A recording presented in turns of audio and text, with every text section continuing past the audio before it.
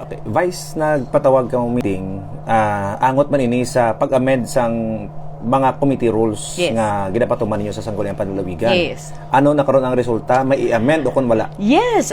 So, kumadumduman sang amon nga last nga session, may propose nga mga amendments si Board June. Kagin calendar na ina siya for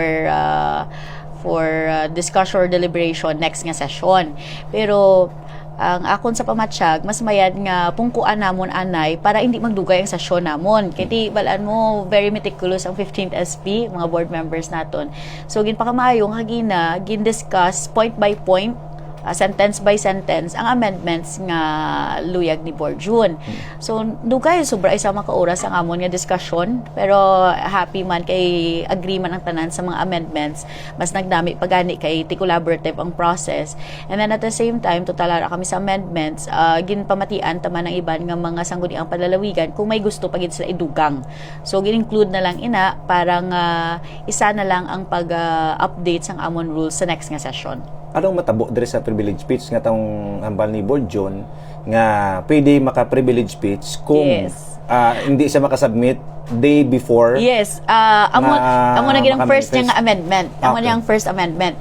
So, agree ang tanan kung ano ang rules of the SP, no? So, kung manifest ka sa sangguniang secretariat the day before, maka-privilege speech ka sa privilege hour.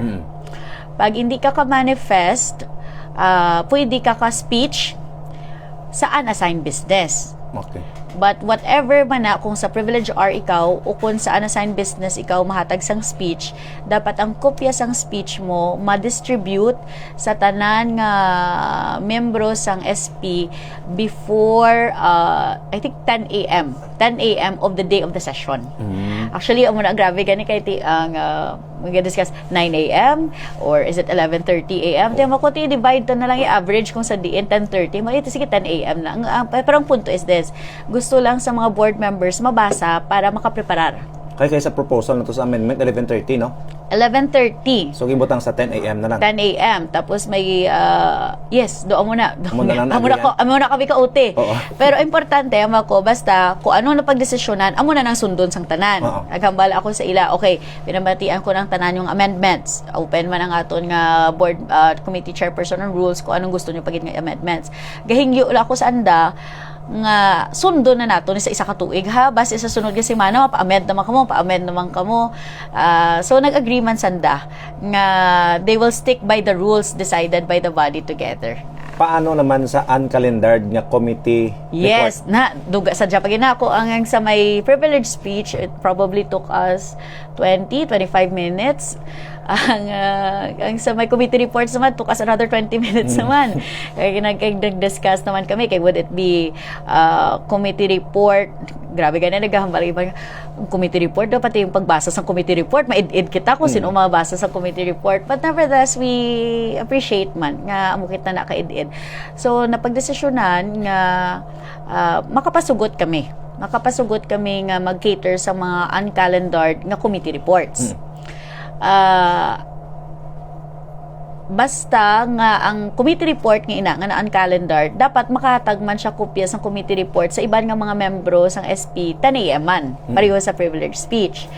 Now, may kamalti, paano na kung tanan nila i-uncalendar? Of course, hindi man amo na ka-responsible ang mga board members. In fact, early na sila prepare. May mga aral lang galing ang beses, kaya hindi mo gidman manigar, may ginahingagaw. Like for example, sang December, last session namon, may mga ginapahingagaw pang committee reports. Gin-suspend lang namon ang rules. Amo gidman ang kagawian diri sa SP.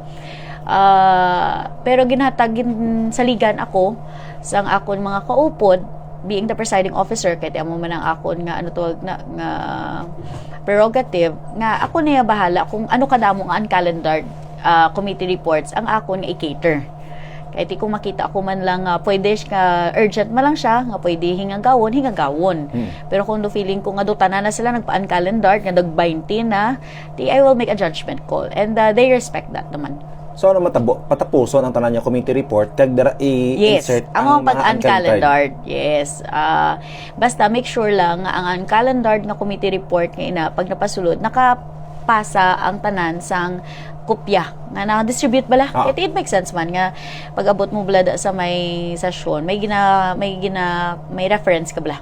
Makita mo kung anong ginabasa, ano ng committee report nga na. So, it makes sense. So, amo lang na, dapat may kopya ang tanan by 10 a.m. But of course, preliminary discussion in siya, Ralph, nag-ayo ang aton nga committee chairperson on rules, si board member Rolex, nga i-draft niya ang amendments sa rules based on the suggestions of everyone by Monday, para nga makita kag ma-review pag isang tanan diri sa amon nga conference ko ano pag Tuesday amo na pag formalize namon. At least we can expect nga by Tuesday kay na istoryahan man agree man ang tanan wa ay man sa may nag-dissent, mahapos ang pagpasar sa amendment.